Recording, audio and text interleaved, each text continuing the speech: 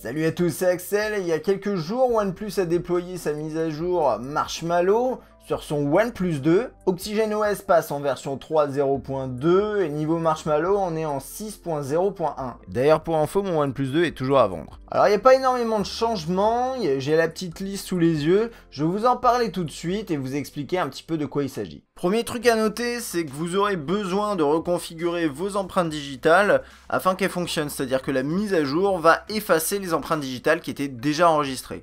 Ensuite, sans surprise, le terminal intègre Doze qui va vous permettre d'optimiser l'autonomie du smartphone. Alors moi, je vais être tout à fait honnête avec vous, je l'utilise pas au quotidien ce produit.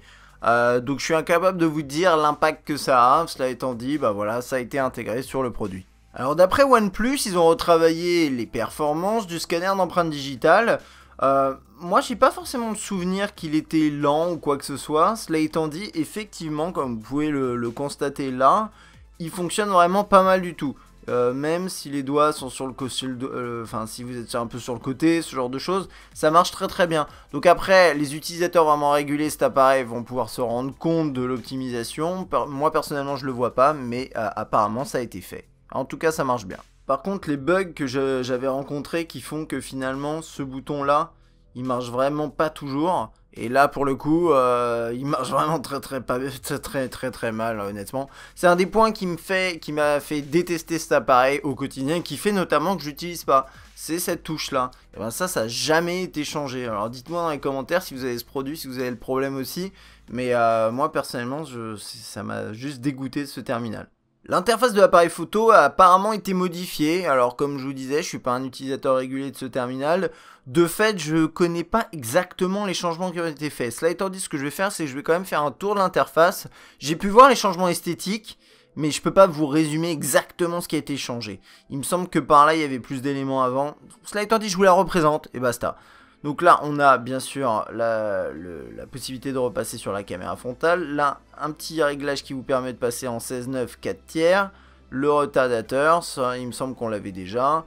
Et la grille pour bien composer, on va dire, vos clichés.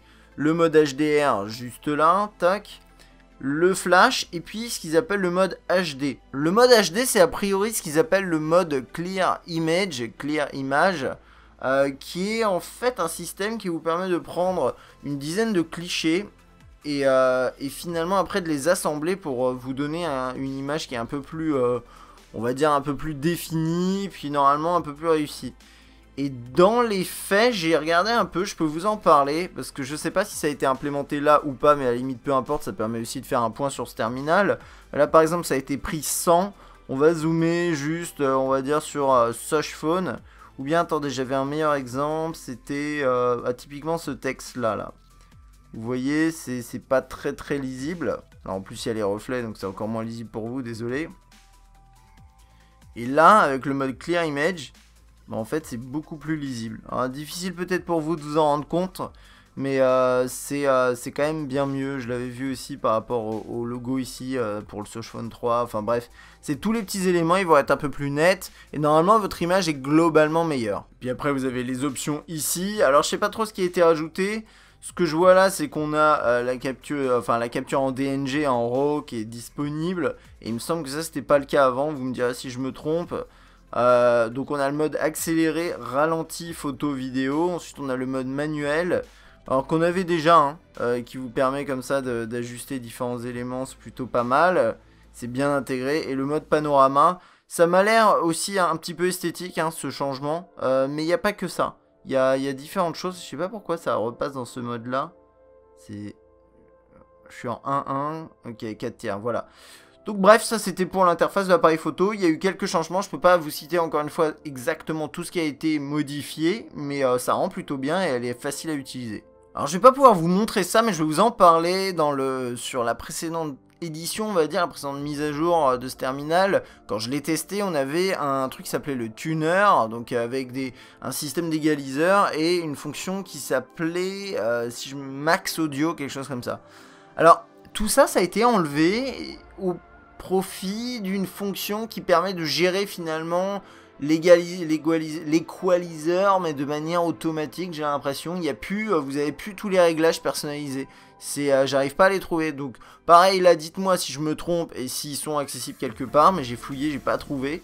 Donc voilà, ça c'est un peu étrange. Ils le mettent comme une modification dans le changelog, mais en soi, c'est pas positif. Donc, j'arrive pas forcément à comprendre pourquoi. Donc, maintenant, sur la fonction shelf qui est sur le côté là, avec les espèces d'étagères entre guillemets avec plein de choses, vous pouvez appuyer longuement dessus pour les déplacer. Donc ça c'est juste le petit ajout qui permet tout simplement de réorganiser vos éléments. Ils ont dit de vous rester appuyé pour les éditer, à mon avis c'est juste les déplacer. J'ai pas trouvé spécialement d'autres fonctions. Puis bien sûr vous pouvez toujours swiper sur le côté comme ça. Est-ce que... non, ça marche plus. Non, c'est pas ça que je veux.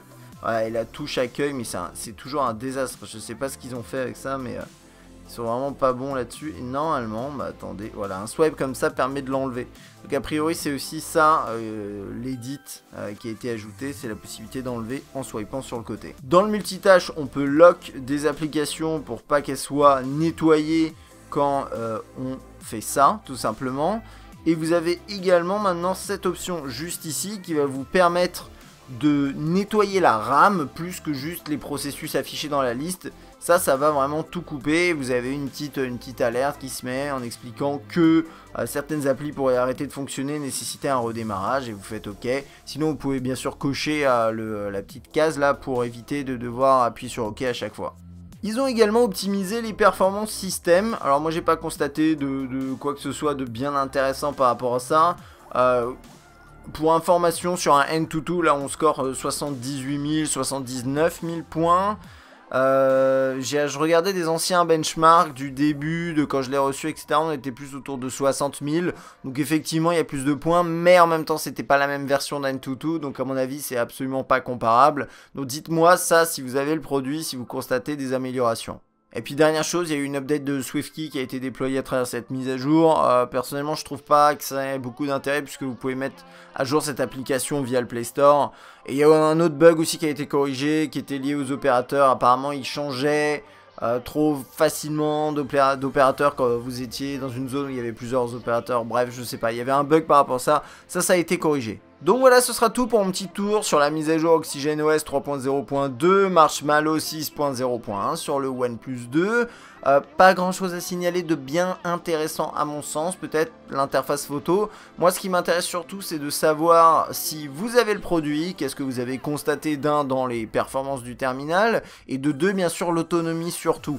Après pour le reste, n'hésitez pas à me dire si j'ai oublié des éléments ou si je me suis trompé, il n'y a aucun problème, laissez un commentaire bien entendu. J'espère que ça vous aura plu, moi je vous dis à très bientôt, salut!